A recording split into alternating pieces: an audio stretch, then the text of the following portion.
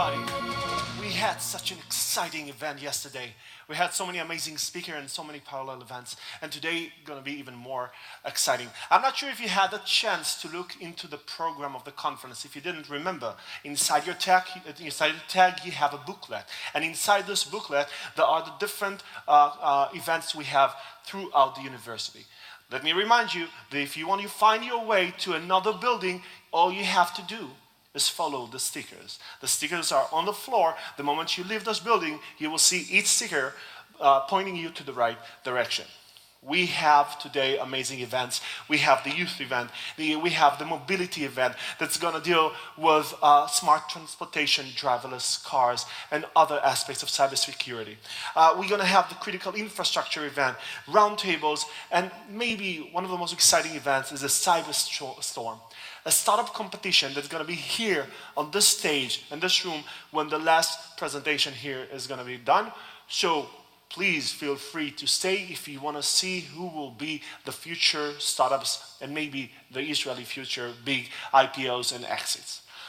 So without further ado, I want to call to the stage the general manager of the Interdisciplinary Cyber Research Center and the head organizer of this conference, Gili Drob-Einstein. Please, Gili, come to the stage.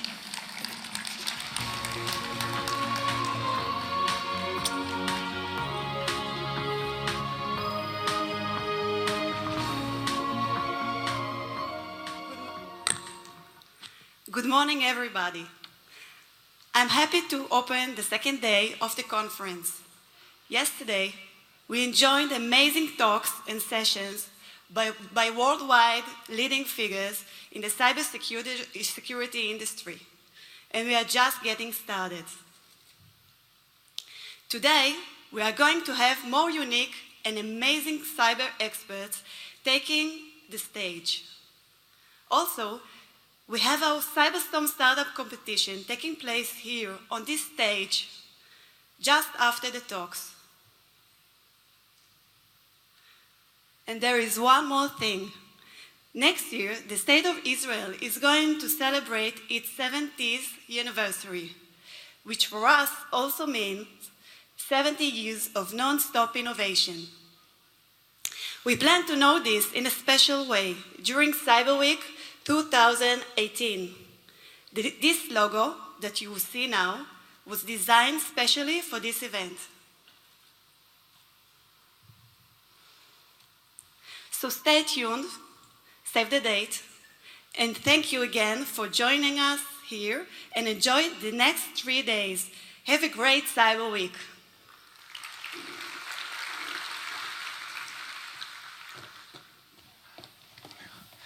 Thank you so much, Gili. And thank you for all the work you're doing with creating this amazing conference. You and your team, I know it's a small team, and you've been working on this conference for the last year. Funny enough, they already started working on the conference for next year, even though we are in the middle of everything here. So, I want to talk to you about something. I want to talk to you about artificial intelligence. Now, if you've been here yesterday, you might have heard me say that we don't have the ability to read the future. Nevertheless, we already know that in 2017, 2018, 2019, more big companies are going to be hacked. We know that for a fact. Someone said that it's hard to make predictions, especially about the future. Nevertheless, we already know that the cyber problems are coming. And this is weird. Why? Because we spend so much in cybersecurity. We have so many amazing entrepreneurs. We have so many amazing startups. We have so many things going on, and everybody talks about how cybersecurity is so advanced, and yet it seems like we cannot promise certainty. Why? Well, there are many reasons, and we deal with those reasons in this conference. It starts with the fact that the internet was not designed with security in mind, as we talked yesterday, and it goes up to the fact that there is an inherent asymmetry between the ability to attack and the ability to protect. It's much easier to be a hacker than to be the security guy. But there is another secret, a big secret. And the secret is that we don't see disruption. We see only incremental innovation. It's very hard to create disruption in the world of cybersecurity. So everything that we see actually improves things, but very slowly. It is a step in the race. Well, what we need is disruption, something that will completely change the rules of the game. You cannot improve horses to get cars. Cars are something totally different, and we need cars. We need to move from cars to horses in the world of cybersecurity. We need something that will be so exciting that will give us the lead, but we don't have that currently, so it is a very sad world. And then enter AI. AI. Oh my God, this is so exciting. We talk about AI, and it seems like AI might be the solutions to all the problems. AI might be the disruption that we were waiting for. But when I talk about AI, sometimes people tell me, seriously, AI?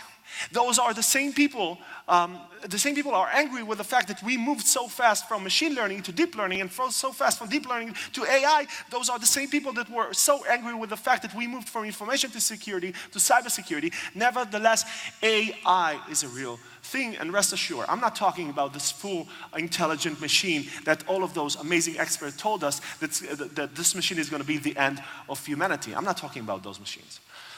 I'm talking about practical AI. Those things that allows us to have autonomous cars and autonomous drones. Those machines that knows how to win on chess games and Go games. Those machines that knows how to understand the things that we say and what we want. Those machines are amazing, and they're going to have amazing effect on security. So AI-based security solutions are going to have amazing effects on different aspects of cybersecurity. We already know that. And they're going to do another thing. So they're going to allow us to create a more secure products to begin with. I want to take a moment to talk about this point, because I feel that if we will have the ability to create more secure products to begin with, this is a very important thing.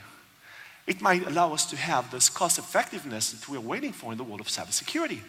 In order to understand that, we have to go to the CGG, the Cyber Grand Challenge. This is a competition done by DARPA, and this is a capture the flag type of competition. If you're familiar with this concept, you have a bunch of riddles, hacking riddles, and there is a competition who will be the first one to solve all of those riddles.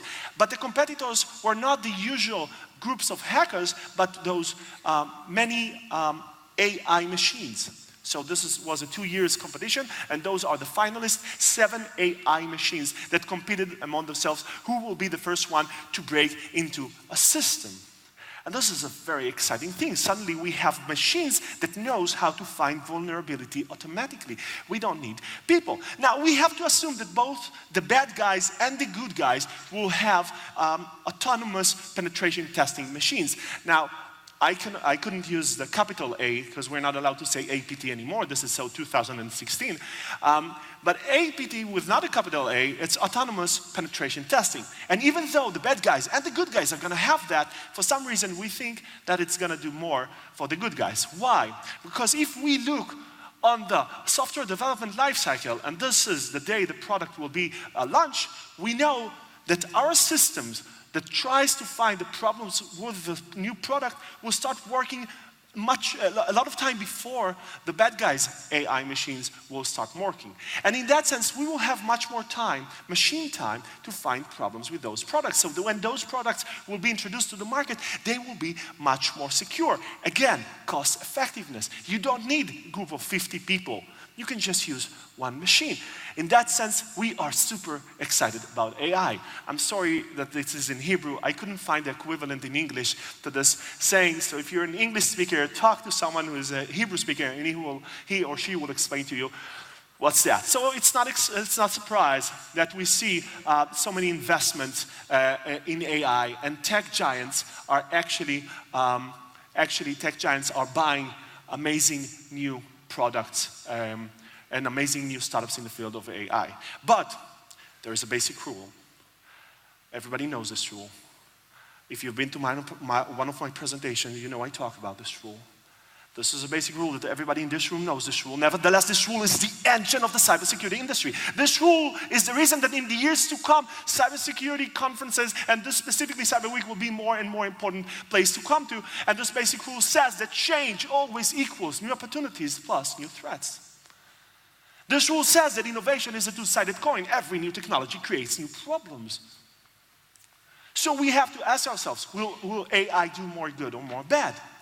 Now, I want to talk about the bad implications of AI. Number one, it will have the ability to break down our current security solutions. So this is a research done in the Tel Aviv University. And they took an AI machine and they gave it a lot of pictures, and then they took those pictures and put them into this algorithm that blurred the faces, and they taught the AI to see both of those pictures. And now this machine has the ability to take a blurred picture and say, you know what, I think that this is the person.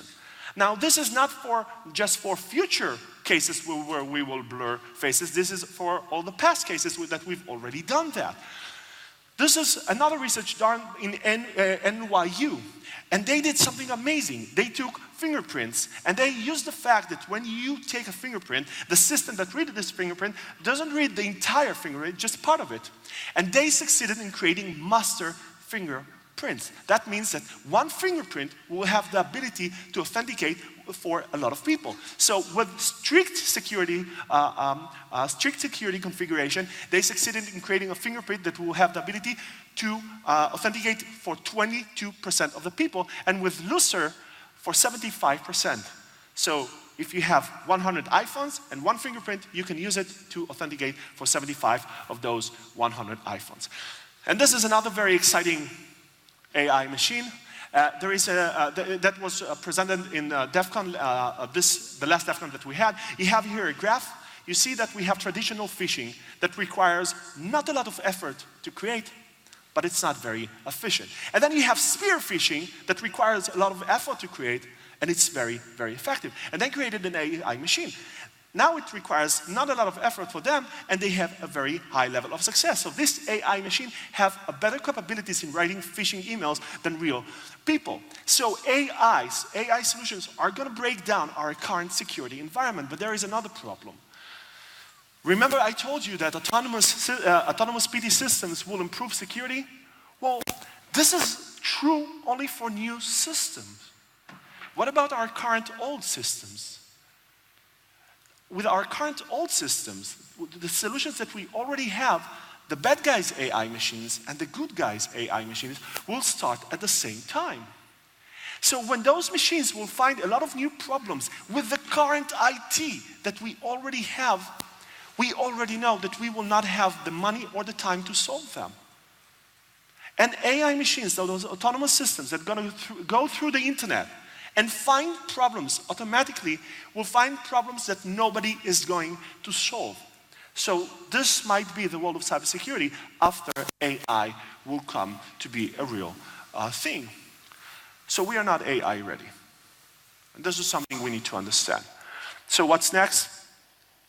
I was trying to predict if AI will do more good or more bad. So I assume that in the very short time, AI will do more good because we see more AI startups and so on and so forth. But very fast, the moment the threat actors will start to adopt AI machines, it will cause a lot of problems. And where will we find ourselves in several years? I don't know. But we have to be ready to AI machines in the hands of the threat actors. This is why the world of ethics with AI machine is so advanced. You know, to some extent, I feel that the world of ethics with regards to AI is more advanced than the research itself on AI. And read about it, and there are amazing things and amazing papers on AI ethics. But we also know that the best way to deal with AIs, with threat actors, is have AIs of ourselves. So we need strong entrepreneurs that will develop amazing AI-based security solutions. And you know what? We have some of the best AI startups in the world here in this room and here in this conference. If you want to meet them, come to me. I will do personal introductions. Amazing, amazing startups. We need innovation. We need to push the limits of cybersecurity. We have to make sure that what we do will create a safer future. Thank you so much.